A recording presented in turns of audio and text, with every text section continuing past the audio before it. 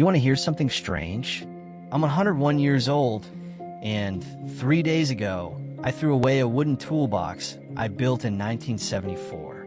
Oak wood, brass hinges, my initials carved underneath, like I thought the world would one day need proof I existed. I carried that box through 3 houses, 2 marriages, and 1 bankruptcy.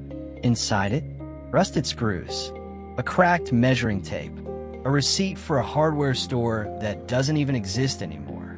I hadn't opened it in 22 years, but I couldn't throw it away.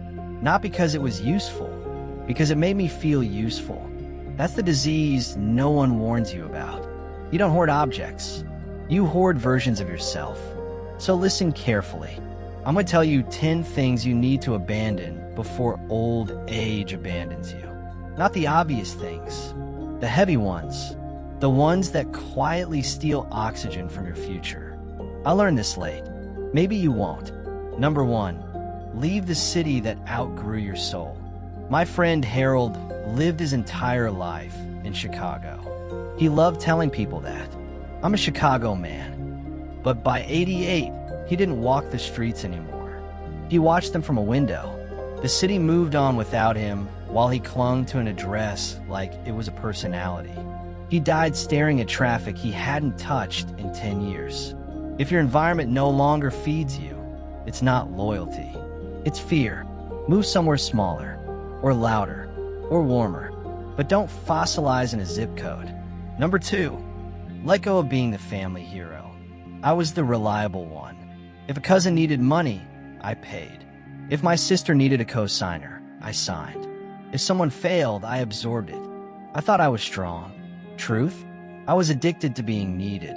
The day I stopped fixing everyone's emergencies, half of them disappeared. Not because they hated me, because they finally had to grow. Rescue feels noble. Dependency feels like love. Both can be poison. Number 3, sell the reputation you built in your 30s. In 1982, I was the sharpest salesman in the district. I repeated that story for 40 years. You know what that makes you? A museum. Your best story should not be older than your grandchild. If your identity peaked before the internet existed, you're not proud, you're parked. Reinvent yourself while you still can. Number 4, abandon friendships based on history alone. Just because you survived the 1970s together doesn't mean you still belong together. I kept meeting Frank every Thursday for coffee. We hadn't liked each other since 1999, but we had tradition. Tradition without joy is just a scheduled obligation. You're allowed to outgrow people without hating them. Number 5, drop the secret competition with your own children.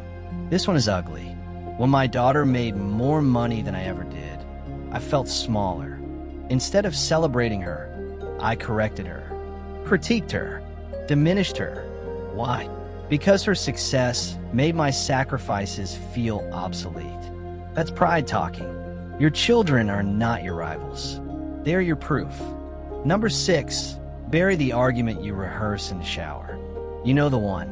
The fight from 1987 where you finally win in your head. I carried a speech for 25 years about what I would say to my old business partner if I ever saw him again. He died before I could deliver it. Do you know what that means? I was arguing with a ghost. Silence is lighter than revenge. Number 7, stop delaying joy until you deserve it. I postponed vacations until sales improved. Postponed hobbies until the mortgage shrank. Postponed rest until the kids graduated. By the time life slowed down, my knees didn't. You don't earn sunsets.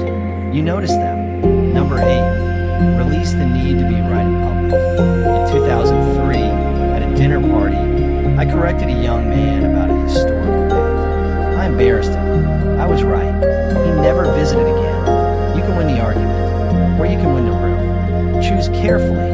Number 9, let go of the fantasy of the better version of your life. I used to think, if I had taken that job in Seattle, if I had invested earlier, if I had married differently, that imaginary life became more real to me than the one I was living. Comparison to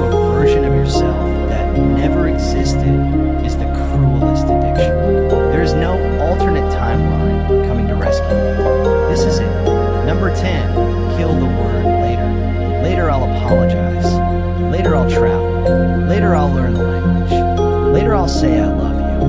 Later is polite procrastination. I told my brother I loved him for the first time in a hospital hallway at 94. He squeezed my hand and said, "Took you long enough." He died the next morning. Time doesn't announce final calls. I am stopiedovshe. My hands shake when I pour tea. I've buried rivals, lovers, enemies, and friends. And here's the uncomfortable truth. The things that exhausted me weren't tragedies. They were attachments, unused tools, old pride, old roles, old fears. I threw away that toolbox, not because it was junk, because I'm not that man anymore, and you're not who you were either. So here's your assignment. Tonight, find one thing, physical or emotional, that represents a version of you that has expired. Throw it out, call the person, book the ticket, say the sentence. Don't wait until you're 101 and strong enough to lift regret, but too tired to lift your suitcase. You don't need more time. You need less hesitation. I'll meet you at the finish line.